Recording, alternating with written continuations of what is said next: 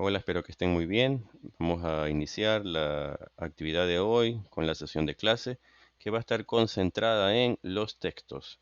¿Por qué es importante dominar los textos? Principalmente porque nosotros nos vamos a adentrar en este mundo de escribir diferentes tipos de textos. Y lo fundamental acá es poder reconocer la importancia de los textos, saber identificarlos y sobre todo saber practicarlos. Sí, entonces todo esto está enmarcado en un tema denominado tipologías textuales, que de una u otra manera lo pudieron haber visto ustedes, pero lo que quiero aquí es afianzar en algunos conceptos que para mí son fundamentales. Entonces, el primero, antes de ponernos a dar una lista de tipos de textos, es saber qué es un texto, porque aquí básicamente cometemos muchos errores, porque a veces creemos que cualquier cosa que uno lee es un texto, o cualquier situación que uno ve en un libro, en una novela, incluso en un guión, consideran que es algún texto, pero no sabemos de qué tipo. Entonces, lo fundamental aquí es primero iniciar por el concepto de texto. Entonces, les pregunto que reflexionen brevemente qué es un texto. Aquí podríamos tener palabras como es lo que está en los libros, es lo que está en las novelas, son narraciones, son párrafos, etcétera. Pero hay un problema básico que yo lo enlazo con el concepto de oración. Recuerden que en la sesión anterior yo había dicho que básicamente nosotros tenemos en nuestra mente como un chip el concepto de oración. Es la palabra, un conjunto de palabras que tienen sentido completo y autonomía sintáctica. Está bien, pero el problema es no comprender qué es eso del sentido completo, qué es eso de la autonomía sintáctica. Entonces, en ese sentido, yo quiero empezar con el concepto claro de texto, entendiendo que las características que debe tener todo texto son tres.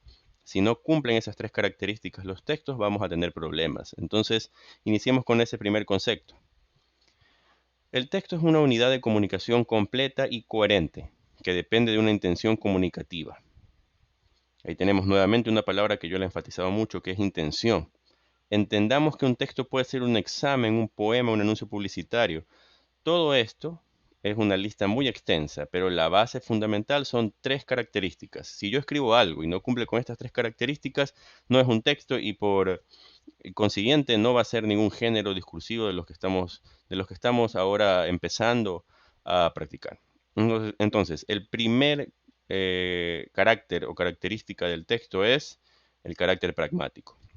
Aquí quiero enfatizar algo. A veces nosotros utilizamos palabras porque suenan bien o porque las escuchamos en algún momento de la vida o un profesor me la dijo o lo que sea y a veces ni sabemos qué significa.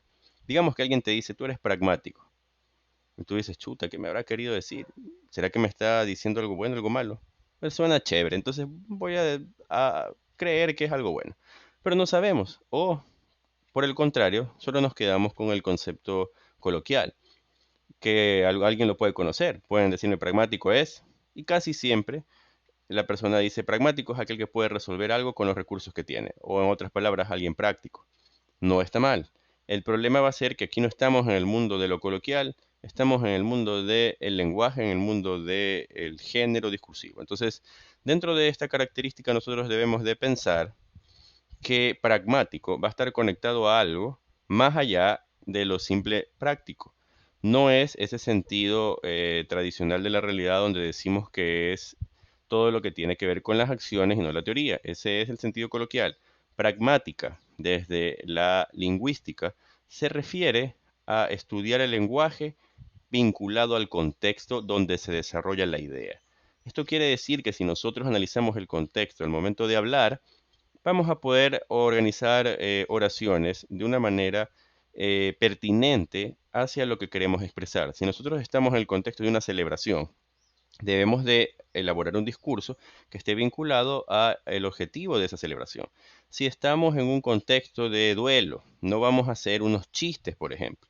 Si estamos en el contexto de exponer una obra que representa, por ejemplo, libertad, no vamos a estar hablando de cuestiones triviales como fiestas o reuniones. Entonces nosotros tenemos que pensar muy bien en todo lo que vimos anteriormente de los elementos de la comunicación, en quiénes son las personas que nos estén escuchando, el contexto sociocultural, el contexto social, el contexto político, filosófico, para poder entender que nuestro texto debe tener este carácter pragmático como centro de desarrollo. Y dentro de la pragmática, nosotros tenemos teorías, teorías que nos permiten entender cómo se conectan las palabras y el ámbito escrito dentro de todo este manejo de las funciones. Tenemos una teoría que se llama de los actos de hablar. Acá no quiero que ustedes memoricen esto solamente por sacar bueno en un examen. Quiero que ustedes tengan en cuenta de que estas cuatro teorías de la pragmática las utilizamos en todo. Cuando hablamos, nosotros sabemos que a veces hay malentendidos.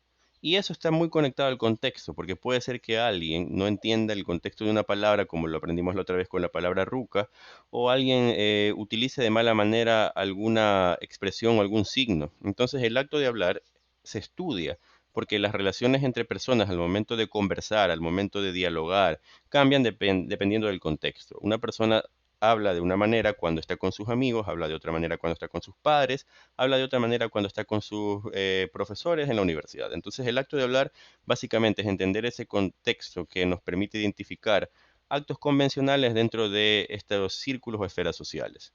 Luego tenemos la teoría de la relevancia, que, como su nombre lo indica, nos permite entender cómo el ser humano hace inferencias en el contexto para ver qué es importante o hacer una jerarquía de lo que considera trascendente o no dentro del ámbito del habla.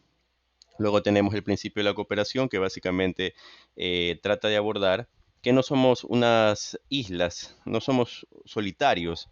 Bueno, una persona puede decir que le gusta estar solo, eso es totalmente diferente, pero nosotros siempre en el proceso de la comunicación vamos a interrelacionarlos. Puede ser que a alguien no le guste hablar con las personas, pero puede estar conectado siempre a la computadora, chateando o jugando alguno de estos juegos de rol. Entonces ahí va a estar hablando, va a estar emocionado, pero siempre va a estar en el contexto de una cooperación. Luego tenemos la teoría de la argumentación, que es fundamental. ¿Fundamental para qué? Para nuestros desarrollos de textos. ¿Por qué? Porque nosotros vamos a argumentar. Siempre vamos a argumentar y vamos a tener mucho énfasis en lograr que nuestros argumentos tengan un peso, un soporte, que cuando está escrito va a estar conectado a las fuentes. Entonces, esta es la primera característica de los textos y a continuación viene un taller que lo voy a abrir en un foro que ustedes lo tienen que hacer. Vamos a pensar en cuatro situaciones típicas del contexto ecuatoriano que incluyen frases. Puede ser un diálogo entre amigos, puede ser una anécdota que ustedes hayan vivido, pero son situaciones típicas del contexto ecuatoriano. Y vamos a analizar, decir cuál es la situación, qué es el contexto sociocultural que estamos viviendo, quién es el emisor, quién es el receptor, qué mensajes ocultos hay, qué malas interpretaciones se pueden dar. Quiero que sea un escrito de unos 4 párrafos, ya saben que cada párrafo debe tener mínimo unas 4 oraciones, debe ser coherente, debe tener buena cohesión, no debe haber faltas ortográficas. Redacten eso en Google Drive y suban al foro que yo voy a posteriormente activar en el campus virtual. Entonces, esa es la primera actividad. Hasta aquí voy a cortar la primera parte.